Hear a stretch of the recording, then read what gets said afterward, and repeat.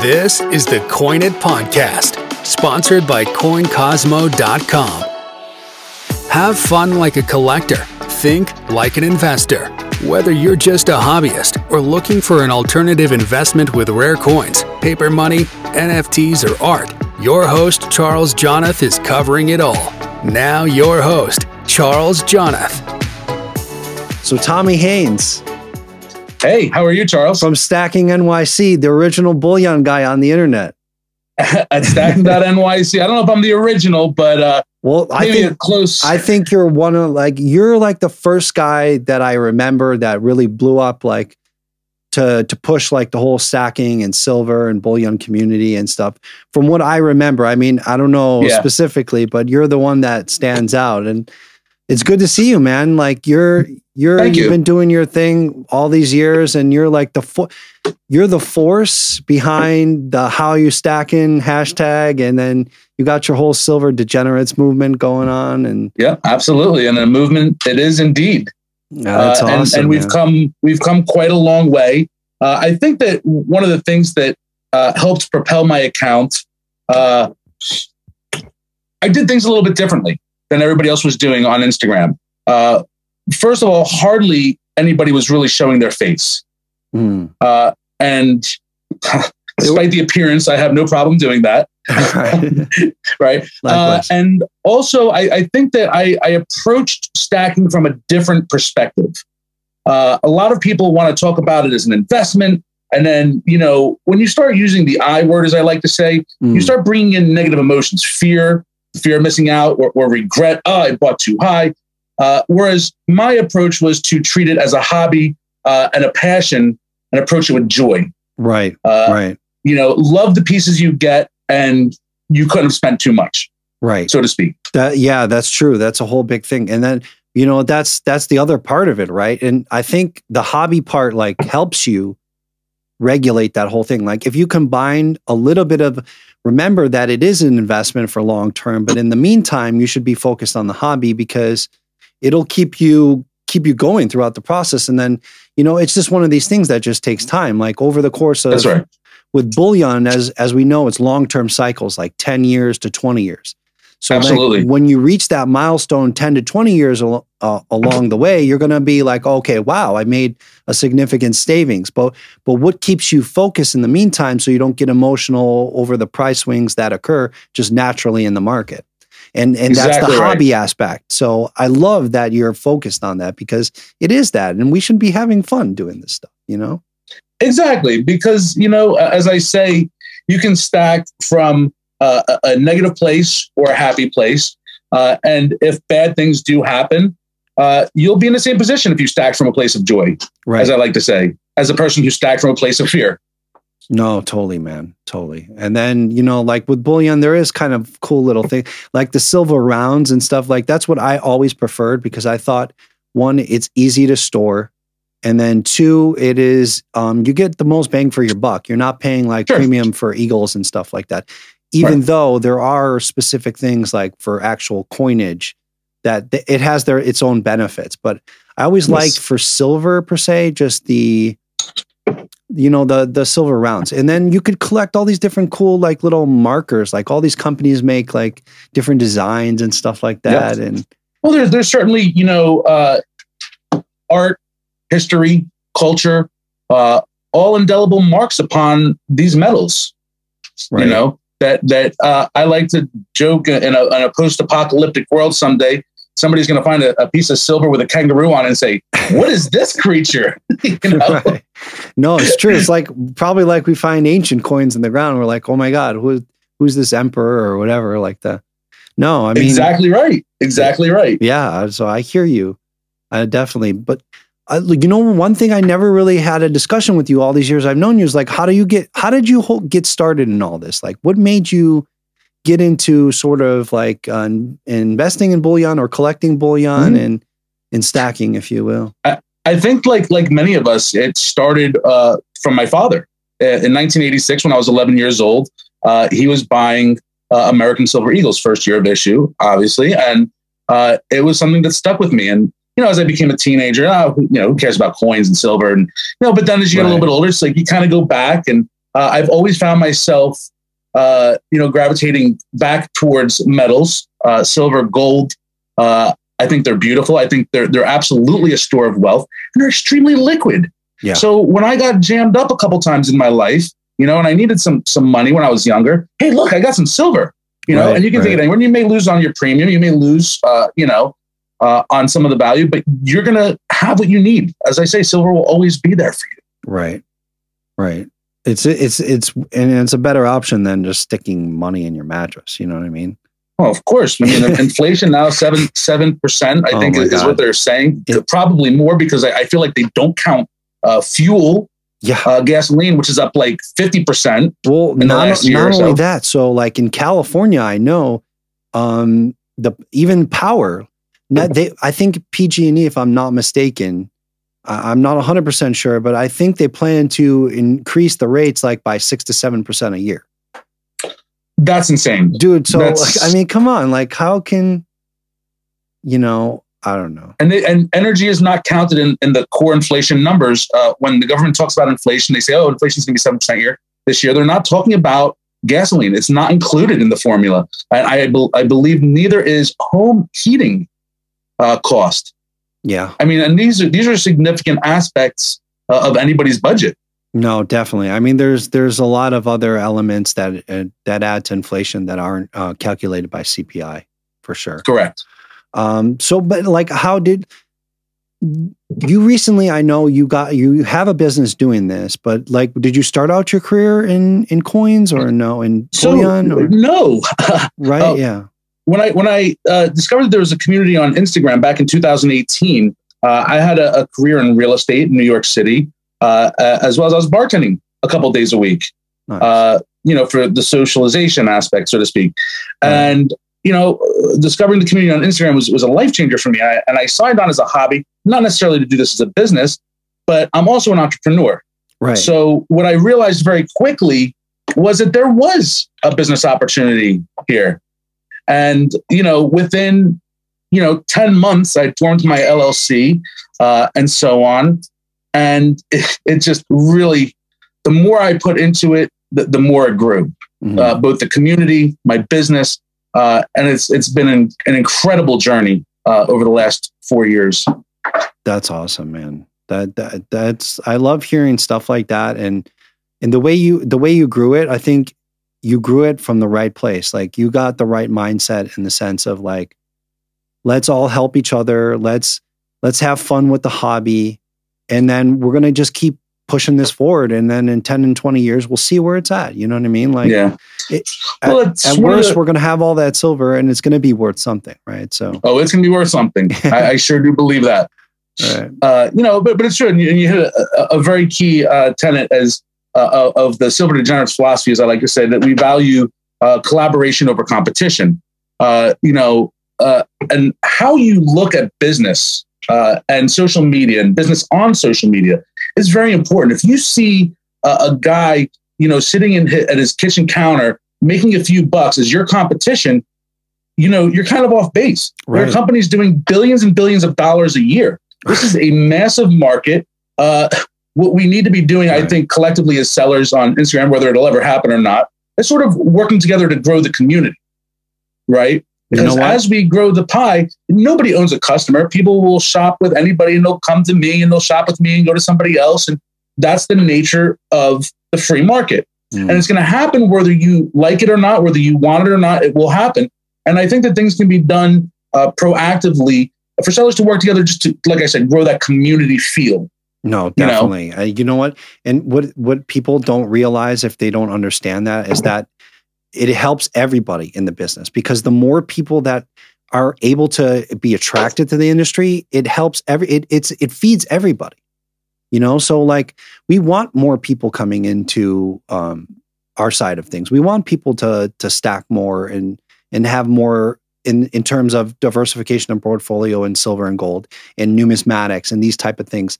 And as we go forward, just because of the way our monetary policy works and the way the economy is growing or changing, should I say, right? You're going to need these things going forward. Absolutely. It's just we're not going to have. You can't rely just on the old traditional way anymore because the dynamics have changed. They are changing. And, we're going to have to deal with, we're going to have to look for alternatives. Absolutely. The game is changing and you better make sure you're on the right side of the board. Right. As I like to say. And there you go. You hit on another great topic.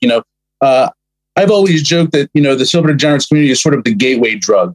And back to like the collaboration over competition, a lot of people who come and buy from me, for example, they may be buying Eagles or this or that, whatever it may be. And eventually they're going to be buying Morgans. They're going to make the shift. They're going to find that they love some of those rare numismatics that I know you specialize in more of these rare numismatics. And eventually people are going to start seeking those pieces out because, as we all know, a rare coin is an incredible asset class. Yeah, 100%. It doesn't fluctuate and it's not volatile the way silver is, but there will always be a demand for that rare piece of history. Yeah. And consolidation, like that's another thing with rare coins is you're able to consolidate a large amount of money into a small item, essentially. Absolutely. So I would say it's like two different things. I think bullion is its own thing, and a lot of times the needs are dependent upon, I think, cycles.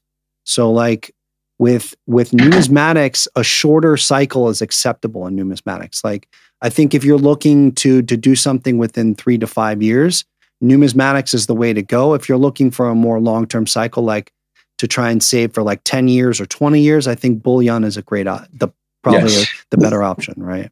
Absolutely. And a lot of us, I joke that we do this for our kids. Truth is we love it. Mm-hmm. But the one thing that I agree with you 100%.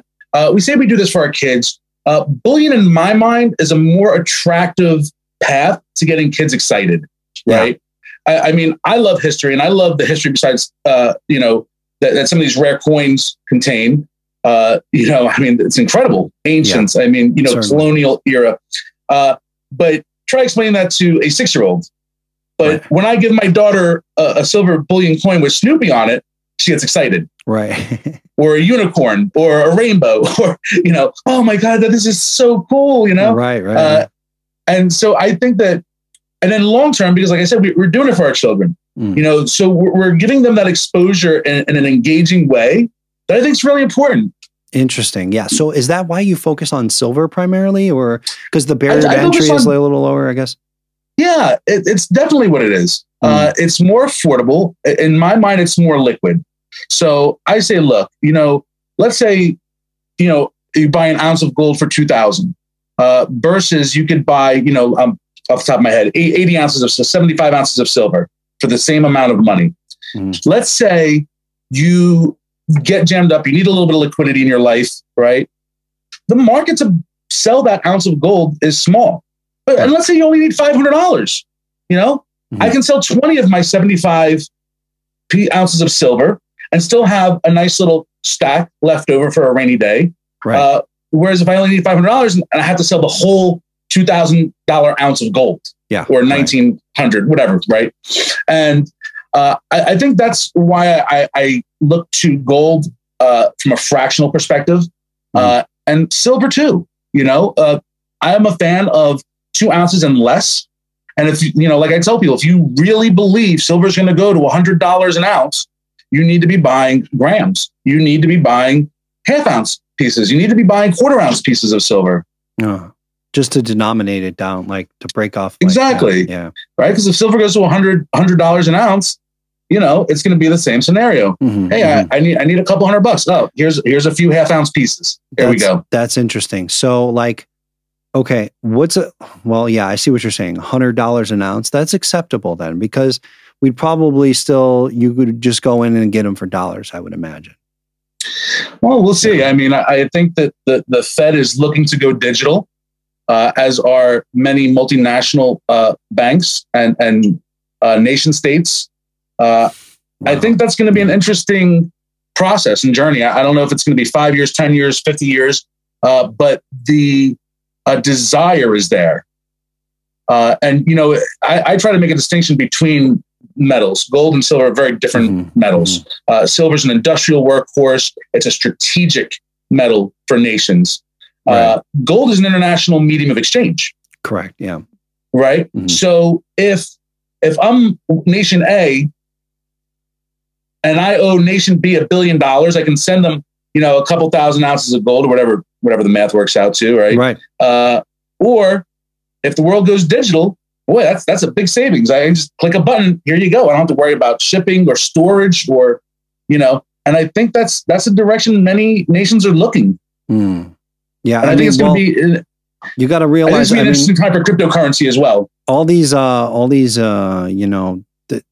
basically all the big monetary banks and stuff like that, like the Fed, they hold gold. So yes, a lot of sovereign world nations, they hold this stuff as reserves. So it is a reserve Absolutely. currency, for a lot of nations. How the whole digital thing will wind up, I don't know. It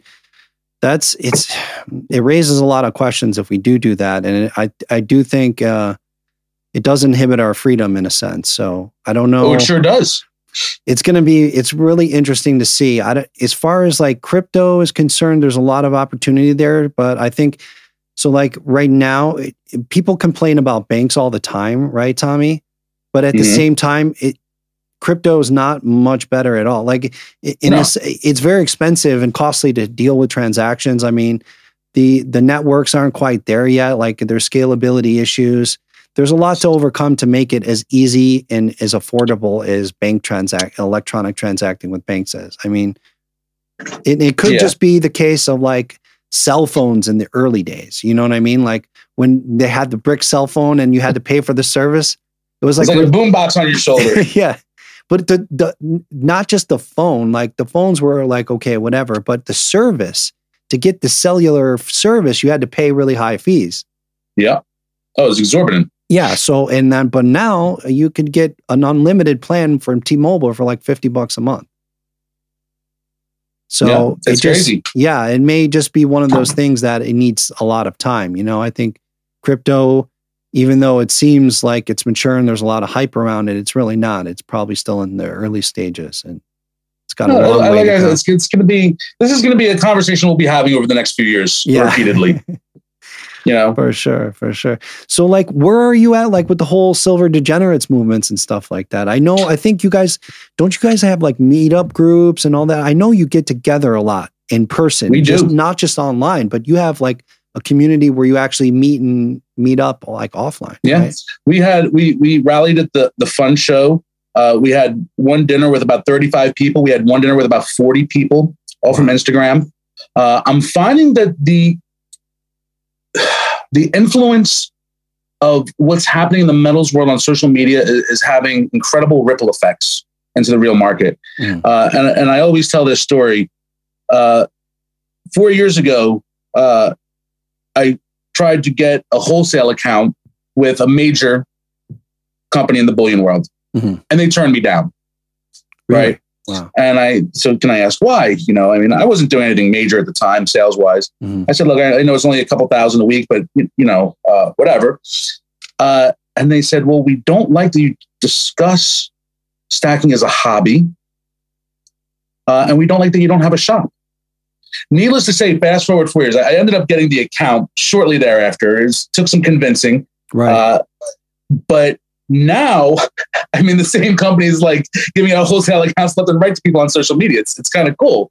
Wow.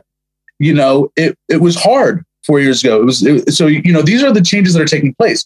Last year I worked with Miles Standish and NYC Coins to do a hashtag Silver Degenerates label on an NGC label. Nice. That's awesome. And man. It was the first time any, major, not only grading company, but any company really recognized what was happening on social media. Right.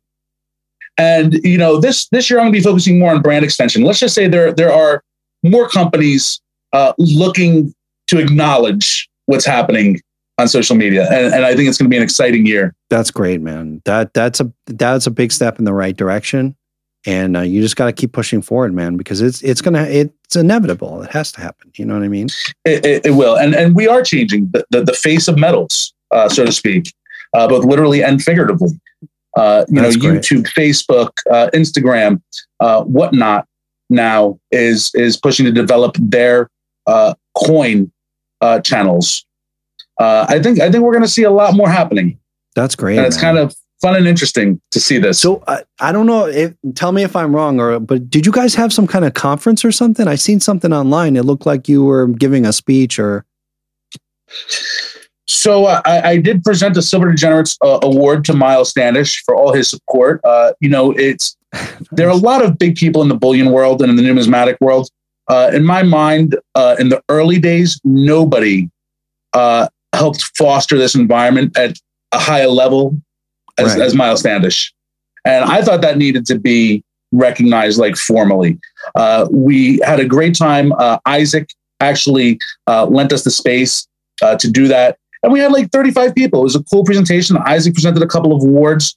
It was a really nice. Isaac is the International Association of Silver Art Collectors. The guys that are into the older vintage bars, the enameled stuff. Right. You know, so it was really cool. You know, and these meetups are happening all the time. There's one at the end of March. I'll be traveling to Alabama and Louisiana, Vegas, obviously, where I met you. We had 30 people. It was the very first meetup, and then we had 50 the second time, and then we had COVID. So you know. Yeah, but the meetups are getting bigger. You know, we've done Texas, Virginia, New York. I host them, you know, a couple times a year at my house here in Pennsylvania. I'm no longer in New York. I left in March of 2020. Right. It's been incredible, you know, and it's really helped build community. That's awesome, man. And you're just organizing it all through social media, or you don't use like an official meetup group or anything like that, or? No, just all through social media, word of mouth. Awesome. It's incredible. It's incredible. Like show up and come see who comes. I will say this, you know, at the Parsippany Coin Show, okay, a small show, maybe 50 to 60 vendors. This last time that I went, there were 3 tables of dealers that had a presence on Instagram. And, you know, a few years ago, that just didn't exist. Right. No, definitely. You know, I'm sorry, 4 tables. 4 tables. No, it's true. Like, I think even numismatics was even later. So like you guys, like the Bullion guys, I feel were like the first ones to really take to social media. And really realistically, just now, like the guys who are more in like the rare coins and stuff, like me, are now just getting more so getting into with over the next couple. I think COVID really kicked it off for numismatics. Like once COVID happened and then there was no more shows and stuff like that, the guys that had coins had to really take to social media. It sort of forced everything. And then online sales, of course, kicked up, and it just really put it into perspective. And then the overall market, I mean, what happened during COVID? Like, I remember being in the store. Like, I haven't been in the bullion world in a while because I've focused more so on rare coins, and that's my expertise. But from what the last time I remember doing a bullion transaction was like when the lockdowns first happened. I believe it was in March of 2020. Yep. That's when I got out of Dodge. Yeah, and then it was a crazy scenario because, you know, Tommy, our phone in the shop was like a telethon. It was like picking up. Everyone was calling because the price crashed, and they were all running in to buy, and I couldn't even get any. I was calling our wholesalers even, and they were just hanging up the phone on us. They wouldn't sell nothing. Wild. They wouldn't do nothing. So it was just insane. And then after that, of course, like the market recovered a little bit, but not really. And the premiums that people wanted for silver, there was a complete premiums. That was the first thing that happened when silver dropped. There was such a mad rush. Premiums. I mean, we were paying $6-7 over for buffaloes. I mean, something that in normal times. Back in the day, I mean, buffaloes were $1 over. $2. Yeah. You know, now they're back to like wholesale, you know, about $3 over, let's say. But still, you know, you're still hitting $4 or $5 on a premium for a buffalo. Wow. Eagles have gone through the roof. I think it's a really interesting market dynamic to see this. And I always say that like the premiums going up are the first sign that spot should be rising. Yeah, you know? So it brings up 2020. I mean, it did. It certainly went to $30. Yeah, you know. Yeah, but okay, but what's the lag there? That's the big question to me. You know what I mean? it's very complicated because in the spot world, there's a couple things going on. Like when you're talking about gold, it gets even a little bit more trickier, but not really. And I'll tell you exactly what I mean. So like the amount of derivatives in the bullion world compared to the physical is probably around close to 200 times the amount of derivatives. So it could easily make a market for these bullion products without ever having to transfer bullion. And it causes a big disparity there. And why that is, it's very frustrating for someone. I will say this though. I nobody can deny there's manipulation and people have gone to jail over it. Banks have been fined over it. I don't think it affects the spot of the price of spot long term. And people say, well, what do you mean by that? I don't believe that it can have a major impact on a physical commodity that's trading in the open market. Either the demand is there for the physical product or it is not. Mm-hmm. You know what I'm saying? And the price will adjust per supply and demand, just like any other physical commodity for the most part. And it usually does. It usually does. I mean, we've seen some of that or whatever, but I think there's still, the ratios are still off. I mean, the ratios are definitely off. And I can't argue with that. But I will say this. So people say, oh, it's the banks. Silver went to $30. Oh, the manipulation. Now it's 24. It may be, it may not. It's hard to say. It could be a lot of hedging too. Of course, people bought truckloads of silver when it dropped to 12, and when it hit to 30, they sold it. Right. They sold the physical silver. Yeah. It went to refiners. It got melted. It ended up in Apple's hands. And what happens when you introduce that supply back into the market? It brings the price down. Right. Yeah. It's natural. I do agree there. I mean, you can't deny there's manipulation, certainly, but I'm not from the camp that says, oh, that's why the price of spot is what it is. Right. So have you think premiums have kind of adjusted now and it's come a little bit more into line? And correct. Like I said, and premiums going up are a sign of a lag in the physical market. Between the supply and demand. I think there's a heavy demand in the physical market, and it's just now going to be getting it. And then, I mean, look, the reason that they're able to get away with those premiums is because there is the demand in the physical market. If there wasn't, exactly right. If there wasn't, people wouldn't be. They'd just say, "Forget this," and not buy. And then obviously the premiums would have to readjust. I mean, at some point, somebody's going to have to sell. So the fact that it's holding up like that shows you that there's incredible demand in the physical market. Exactly right. So, and if you're gonna be in these products, I always say you want the physical. I never really sort of agreed with the method of the ETF and that kind of thing, because like take GLD, for example. I believe last I checked, it was in order to request your physical bullion, you need about 12 million at the time in value in order to request it. And they can deny that. They could financially settle you. They have tiered shares, for lack of a better term. Mm-hmm. The more common shares, you cannot request it at all. The next tier, like you said, you better be walking in with multiples of 7 figures on the buy. And like you said, they can still say, well, they can just financially settle you. Now. Yeah. Being like, no, we're just going to pay you out. It's insane. Yeah, to me, that's absolutely insane. It is. It's crazy. So I never agreed with that. And then like the mining companies is a whole other thing. Like that's an investment. Like you're dealing with a specific corporation. So yes, you have some exposure to the bullion market, but you have all these other factors that can determine the value of that stock.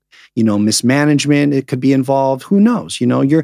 It's a company, and there's other business dynamics there that are not that have nothing to do with bullion, essentially. So exactly right. Yeah, I mean, I'm a benefit. Like I'm a big believer in like if you want to be and as you should be diversified in a little bit of these metals, you want that in the physical, and it's people overcomplicate storage. I don't think it's that complicated. Like you just have to be clever about it. Correct. Be smart about it, obviously, but. Yeah, absolutely. Yeah. Spot on. No pun intended. No pun. Yeah. I like that. Spot on. So what I wanted to ask you, I just remember too, like I remember some time back you were trying to do episodes and like get a TV thing to happen together, the stacking program or whatever. Yeah. What's up with that? Because I think that's a great idea, dude.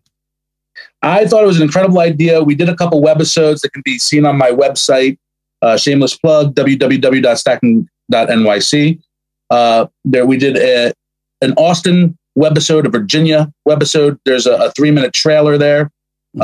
We filmed in Toronto. We filmed in Vegas. We filmed in New York, Virginia, Texas, and we tried to make it more than about metals. It was sort of about what we do, who we are, as stackers and where we live, regional food, tried to make it a little bit broader. Couldn't get any interest. Really?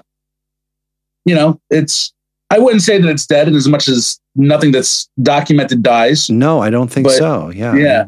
But, it's sort of on the shelf, and I hope someday, somebody will say, oh, you know what? That's a fun show. Yeah, no, definitely. And we have to be in contact about that because we're trying to do more stuff here. And then maybe that's a possibility to do something because I would be interested in it. You know what I mean? And that's kind of the way I've sort of approached this whole thing. I mean, I've been pushed to I really didn't want to even get into podcasting. Right.